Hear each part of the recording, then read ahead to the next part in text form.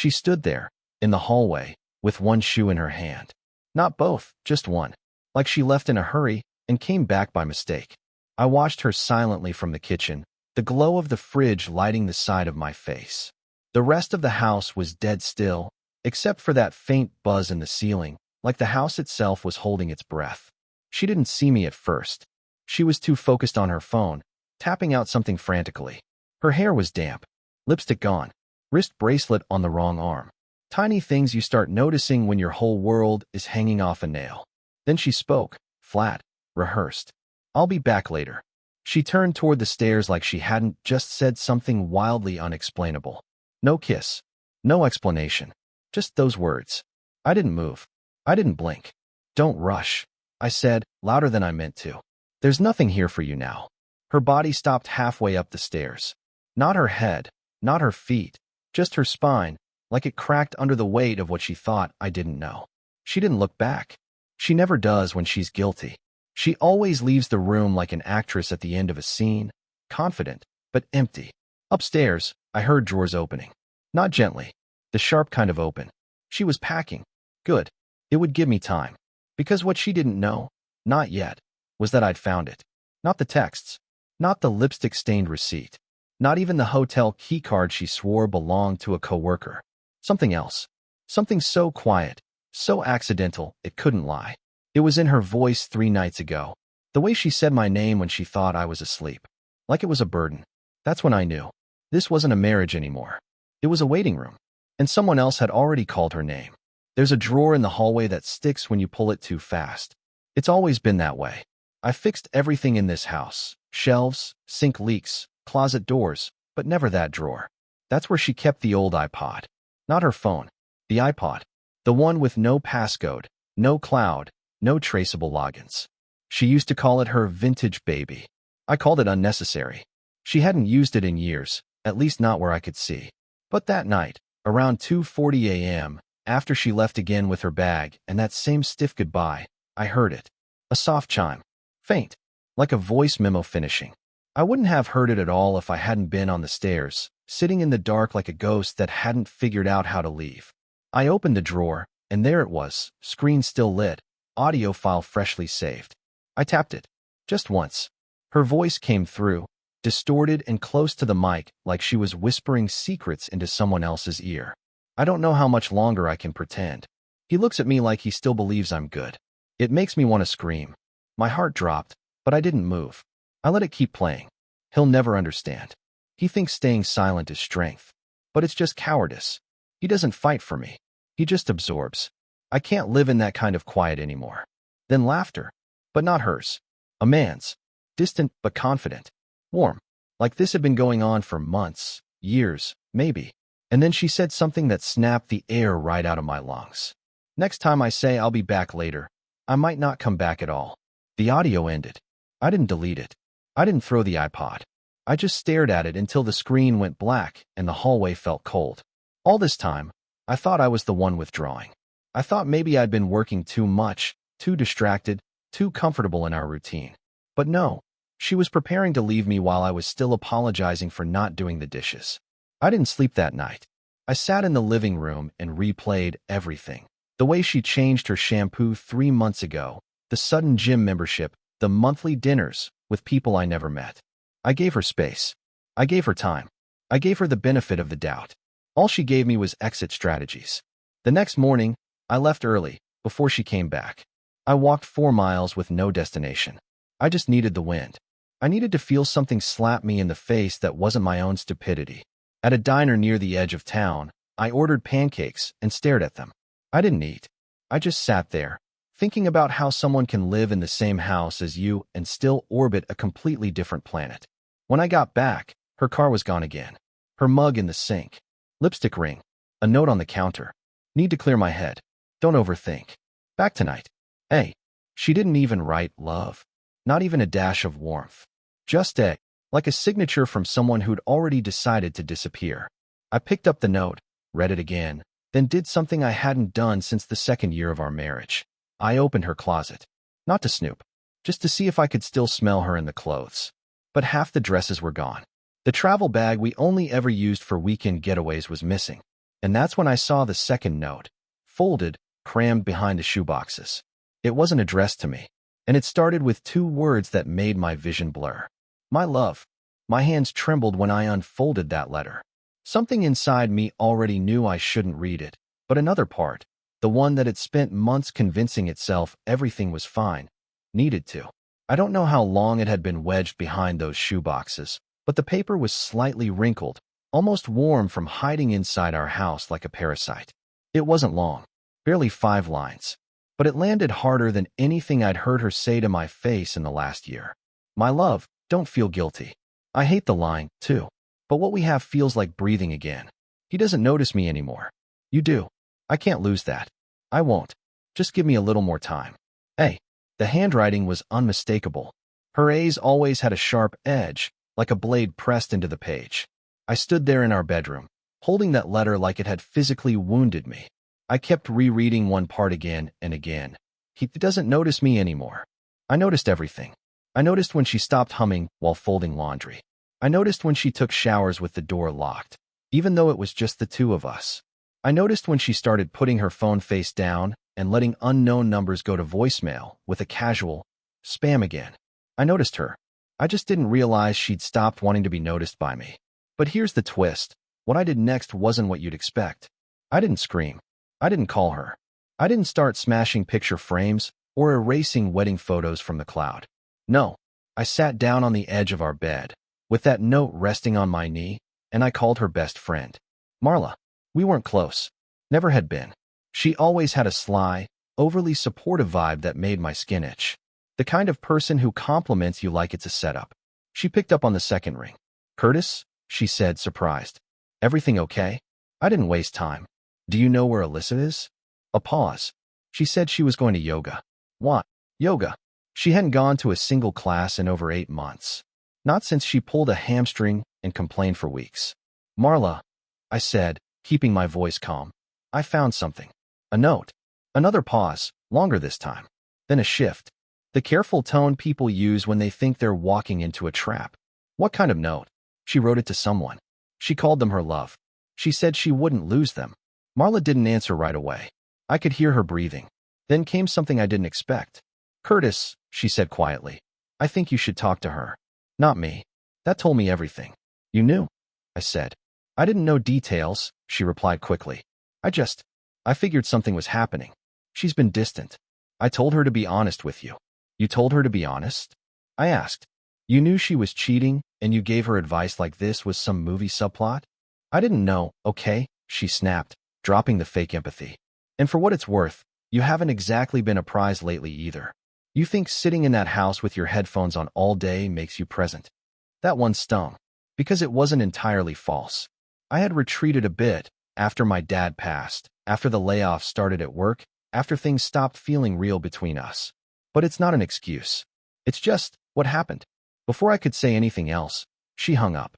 And then I sat there, alone. The silence in the house started sounding like judgment. But something still didn't sit right. That note. Give me a little more time. Time for what? To leave? To confess? Or something else? I went back downstairs and started searching. Not out of revenge, not out of anger, just instinct. I checked drawers, looked under the couch cushions, behind books. She was careful. I found nothing for an hour.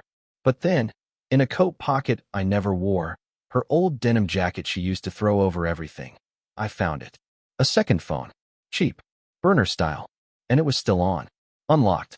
And at the top of the messages list was a name I never expected to see. Eli. And right underneath it. Meet me tonight. He has no clue. I can't wait anymore. I dropped the phone. My ears started ringing. Because Eli wasn't some mysterious new stranger. Eli was my brother. I didn't touch the phone again for at least 20 minutes. I just stood there in the kitchen, hands braced on the counter, head down, trying to keep the walls from spinning. My brother. Eli. My own blood. The guy who helped me move into this house. The one who toasted us at our wedding and called Alyssa a perfect match. The same Eli who once told me, when I was nervous about proposing, if you don't lock this one down, I will. I used to laugh at that line. I'm not laughing anymore. My brain refused to accept it at first. Maybe it was a prank. Maybe someone used his name. Maybe it wasn't my Eli. But the text history on that phone left no room for denial. There were months of messages, private jokes, dates, even photos, nothing graphic, nothing explicit, but enough to say they weren't hiding anymore. There was one selfie of them in the back of a car, her lipstick smudged, his arm around her shoulder, both of them smiling like they'd won something. I never thought betrayal would feel quiet. I expected rage, screaming, a need to destroy something. But all I felt was hollow, like someone had scooped out the center of me and left just enough to keep walking. I didn't call him. I couldn't. I didn't trust my voice. Instead, I did something I hadn't done since college. I drove aimlessly. I left the house, got in the car, and just started turning corners until everything looked unfamiliar. I needed distance. Not just from Alyssa or Eli, but from myself, the guy who never saw it coming. The guy who thought being loyal was enough. About an hour into driving, I ended up at our old high school. The football field was still open, chain link fence bent at the corner like it always was. I parked and sat in the bleachers. It was empty, silent. I remembered when Eli and I used to sneak out here at night, lying on the field, talking about girls and careers, and whether we'd ever escape this town. We were never supposed to end up like our parents, bitter, broken, full of secrets. And now here I was, unraveling under the weight of their secrets. I texted him. Just 5 words. Meet me. No, Alyssa. Now. He didn't respond for 15 minutes. Then finally, where? I sent the location. 1 word. Field. When he pulled up, headlights cutting through the darkness, I couldn't look at him at first. He sat beside me on the cold metal bench, too calm. I didn't say anything. I let the silence stretch so tight it felt like it might snap. Then I handed him the phone. Alyssa's burner. He didn't flinch. No excuses. No faking confusion. He just exhaled, like he'd been holding it in for too long. I didn't mean for it to happen, he said. I laughed. A dry, pitiful sound. Don't say that. That's what people say on talk shows when they get caught with their assistant. He rubbed his face. It started when she came to me. Said she felt invisible. That you weren't. Stop. I cut him off. Don't you dare make this about me not being enough. You were my brother. I still am, he said. No. No, Eli. You're the guy who crossed a line and acted like it wasn't fire on the other side. He stared at the field. His eyes glistened, but I didn't care. I didn't want his regret. I wanted the last 6 months of my life back. Was it ever going to stop? I asked. Or were you two just going to keep screwing each other behind my back until I dropped dead or caught you in the act? He didn't answer, and that silence was worse than any confession. I stood up, pacing. My fingers dug into my palms so hard I felt the sting of broken skin. Then he said something I'll never forget. She was going to leave you. Soon. She just didn't want to hurt you. I turned to him slowly, my voice low. Then why didn't either of you care that I was already bleeding? He didn't follow me when I walked away. He didn't call out. He just sat there, watching me disappear into the dark, like he knew he'd lost the only person in his life who ever believed he was better than this. And in that moment, something inside me changed. Not anger, not revenge. Just a strange, cold acceptance. This was no longer about saving a marriage. It was about surviving what was left after it died. The house felt wrong when I came back. Not quiet, wrong. Like something had been rearranged while I was gone, but just enough that I couldn't quite name it. You know when someone touches your stuff, but puts it all back too carefully? That was the feeling. Too neat. Too still. Alyssa's car was in the driveway. No sign of her inside, though. No footsteps. No music playing from the bathroom like she usually did when she wanted to act normal. I walked through each room like I was expecting someone to jump out and yell, "Surprise!" But instead, I got something worse. In my office, sitting in the center of my desk like a trophy, was a white folder. No label. No note. Just sitting there like it had always belonged. I opened it without thinking, and what I saw stopped me cold. Inside were legal documents. Pre-drafted. All clean. All official. Divorce papers. Not filed yet, but fully filled out, except for my signature. My name was listed, along with hers. Division of assets, spousal support, property assignments. And at the very top, irreconcilable differences. But that wasn't what shook me. Tucked behind the paperwork, clipped with a small black binder, was something she hadn't meant to leave behind. A second form, different from the others.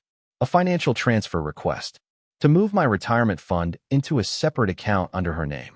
The authorization line was blank, waiting for a forged signature or a moment of distraction on my part. But the intent was there, printed in black and white. She wasn't just leaving me. She was planning to take everything and walk away without a backward glance. It felt calculated, cold, not impulsive like an affair born out of loneliness. No, this was strategic, premeditated. And that broke me more than any bedroom betrayal ever could. I sat down hard in the desk chair, the weight of it all collapsing on me. The man I thought I was, faithful, steady, maybe a little boring, but always there, was being erased piece by piece. She wasn't running to something new. She was escaping me like I was a mistake she couldn't afford to leave uncorrected. I didn't cry. I didn't scream. I just stared at that signature line. Then I heard the front door. Keys. The soft thud of her purse hitting the bench. Footsteps across the floor like nothing had changed, like this was still her home, like I hadn't just discovered proof that she was planning to take the roof off my life and walk away while it crumbled. I didn't get up. I let her come to me. She walked in, sunglasses still on her head, sipping some overpriced iced drink and scrolling on her phone. She didn't notice me right away. Then her eyes landed on the folder, and her face drained. She froze mid-step, didn't speak, just waited. Like maybe, if she stood still long enough, I closed the folder and pretend I never saw it. I pushed the papers forward across the desk. No words. She opened her mouth, probably to lie, but I raised a hand. Just once. And she stopped. You were going to leave me broke, I said, my voice low. You were going to take everything I've built and hand it to a man who helped me pick out the ring I proposed with. Curtis, she started, stepping closer. Don't. My voice cracked. Just don't insult both of us with a script. She sat on the edge of the chair across from me. For the first time since all of this started, she looked scared. Not guilty. Not ashamed. Scared. I expected anger. I expected denial. But instead, she whispered something I didn't understand. I didn't mean for you to find that yet. Not I'm sorry. Not it's not what it looks like. Just not yet.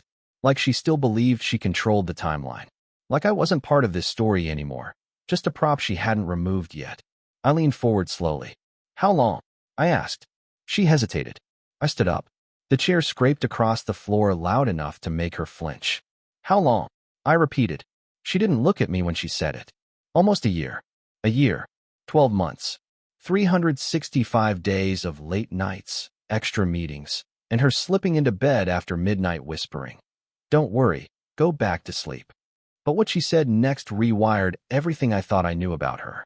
And it wasn't supposed to be Eli. My heart stuttered. What? She looked at me now, eyes red. He wasn't the plan. I mean, it started with someone else. I stared, numb. You're telling me there were more? A slow nod. Curtis, she said softly, you never saw me. You only saw the version of me you married. And I got tired of pretending to still be her. Something inside me buckled, like the floor gave out beneath my ribs. And then she whispered one last thing, something she probably thought sounded like honesty. I started planning my way out before I even realized I was cheating. I left the house before I did something I'd regret. The air outside hit me like I'd stepped into another version of my own life. The sun was shining. Kids were riding bikes down the street. A neighbor waved from her garden. And all I could think was how normal everything looked. How completely wrong that felt. I drove without knowing where I was going, again. It's what I do now, float from place to place, hoping motion will fix something broken inside me. I ended up in a strip mall parking lot, staring blankly at a laundromat window. I must have sat there an hour, engine off, watching strangers pull out warm clothes like they had no idea how good it felt to belong somewhere. Then my phone rang. Unknown number. I hesitated. Normally, I'd let it go to voicemail, but something in my gut told me to answer. Curtis. A man's voice. Unfamiliar. Nervous. Yeah. Who is this? Pause. Then, my name's Brian. I work with Alyssa. In marketing. My brain scrambled. I'd never heard of him. Alyssa never mentioned him. She always said her team was small, just 2 women and an older guy who didn't like Zoom calls.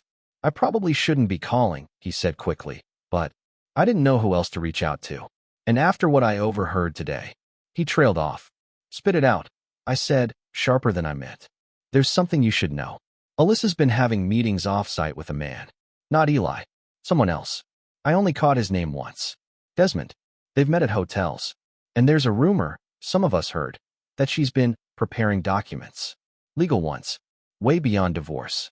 My skin prickled. What kind of documents? I don't know everything. But I saw her make a call on a separate phone.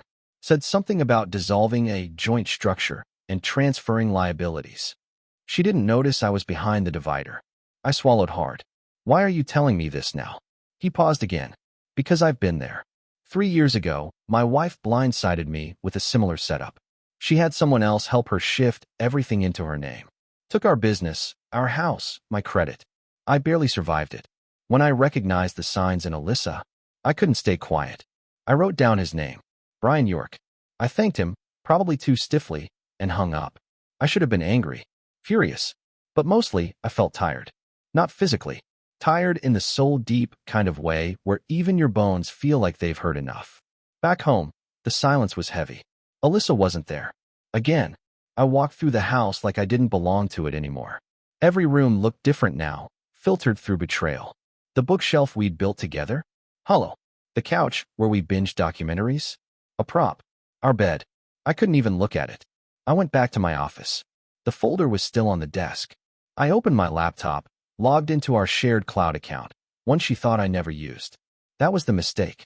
She assumed I'd grown so passive, so checked out, that I wouldn't notice the digital footprints. In the personal folder was a hidden subfolder, named innocently, Budget Projections Q2. Inside were scanned receipts. Hotel stays in cities she claimed were client meetings. Airfare booked in her name, but paid with my card. And worse, a screenshot of a wire transfer to an account in the Cayman Islands. The name on the receiving end? Desmond Kane. My heart actually stopped for a second. It wasn't Eli. It wasn't just a drunken affair with my brother. She had another man. And this one wasn't just in her bed. He was in her plans. I sat back in the chair, the ceiling slowly tilting above me. My chest felt tight. Nausea climbed my throat. She wasn't just replacing me emotionally. She was offshoring everything behind my back. Then came the moment that shattered the last piece I'd been clinging to. There was a final folder labeled Endgame. Inside it was a PDF, a checklist. Each item had a green checkmark beside it. Move pension quietly, white heavy checkmark. Separate investment accounts, white heavy checkmark. Establish sole ownership over joint property, white heavy checkmark. Begin emotional distance, protocol, white heavy checkmark. Plant the idea that Curtis has withdrawn emotionally, white heavy checkmark. Leverage Eli as distraction, white heavy checkmark. Introduce Desmond in neutral setting crossmark. Serve papers, optimal timing. After relocation crossmark. My mouth went dry. This wasn't betrayal. This wasn't even manipulation. This was engineering. She had been calculating every move, documenting every step. There were timestamps, progress notes. She was dismantling me like I was a company she was selling off for parts. And the part that shook me the hardest? There was no mention, anywhere, of remorse. Only timing. Only tactics. Only survival. Hers. That night, I didn't sleep. I didn't even try. I sat in the dark in my office, lit only by the soft glow of my monitor, staring at that last PDF. Her checklist. Every green checkmark felt like a knife I'd left lying around the house, too naive to realize it would one day be used on me. And yet, as midnight passed and the house held its breath, something unexpected happened. I stopped shaking. Not out of peace. Not acceptance. It was something colder, quieter. I think it was the moment I finally realized I wasn't trying to fix anything anymore. There was nothing to salvage.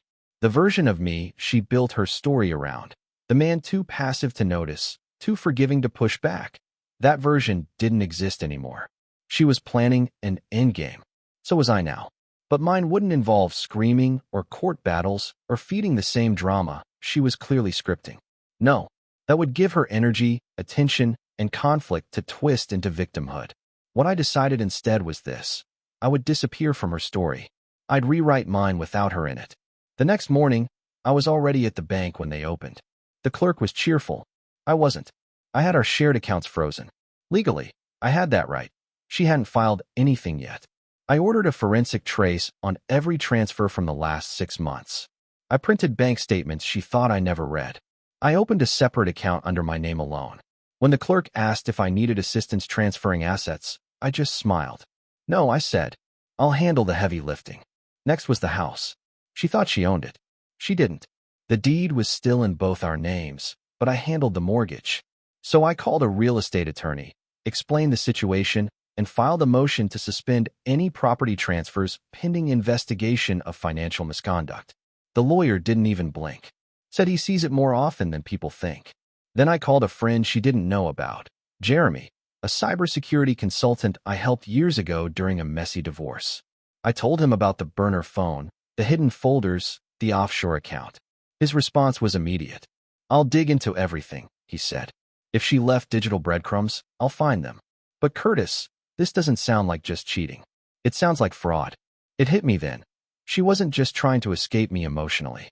She was trying to erase me financially, strategically, surgically. And the worst part? She had help. Eli, Desmond, maybe others, maybe even Marla. But what none of them realized, what Alyssa had completely miscalculated, was that the man they thought was too soft to act had stopped trying to hold on. By the third day, I had my own legal counsel.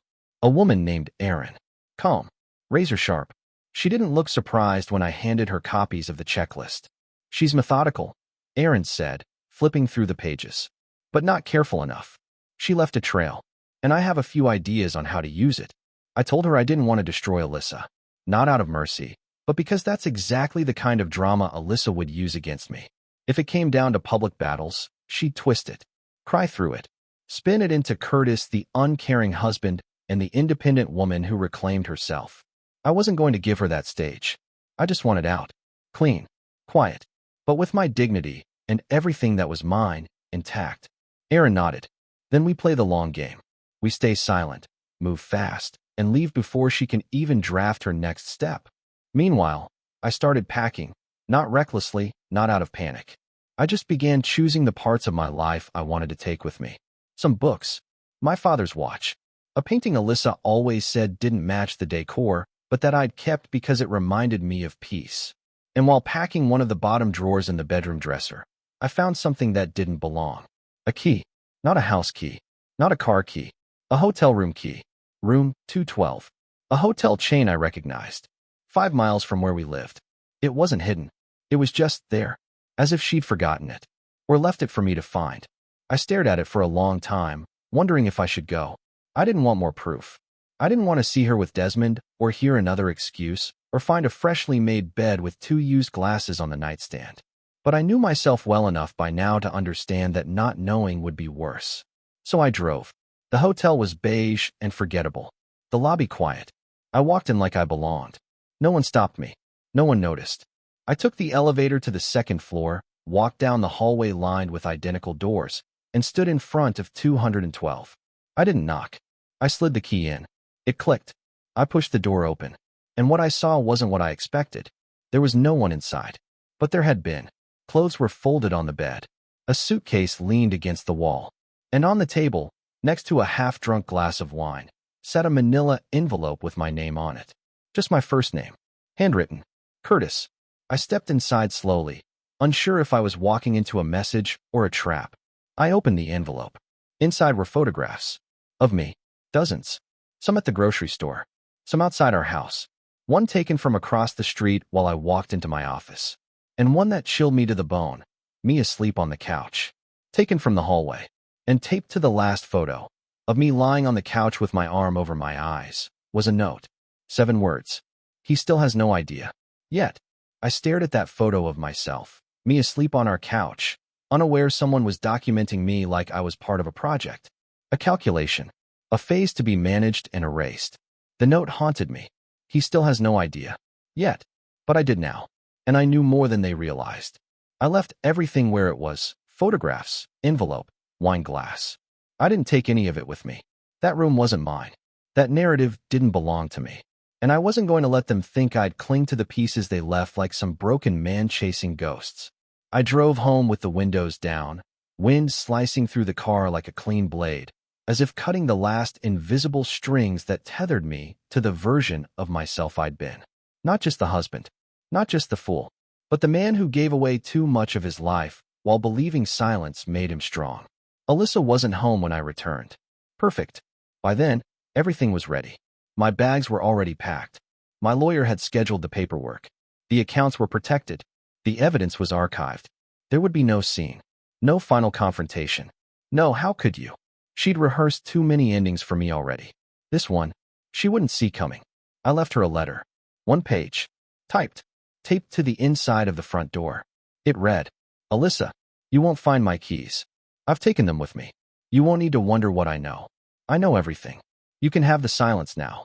I won't be here to fill it anymore. I won't fight you. I won't follow you. I won't wait for you to finally admit what this really was. This story you wrote, of weakness, of erasure, of control, ends today. But not the way you planned. I'm not broken. I'm free. And that's the last thing you ever tried to take from me. See?" And then, just like that, I was gone. Not with anger. Not with bitterness. But with something she never expected I'd rediscover. Clarity. I drove out of town and headed west. I stayed in small towns, motels, Airbnbs run by old couples with curious dogs, and overgrown porches. I watched sunrises without checking my phone. I ate food I couldn't pronounce. I walked for hours with no purpose but to keep walking. And for the first time in years, I heard my own thoughts without interruption. I didn't talk about her to strangers. I didn't obsess over what she'd say when she saw the letter.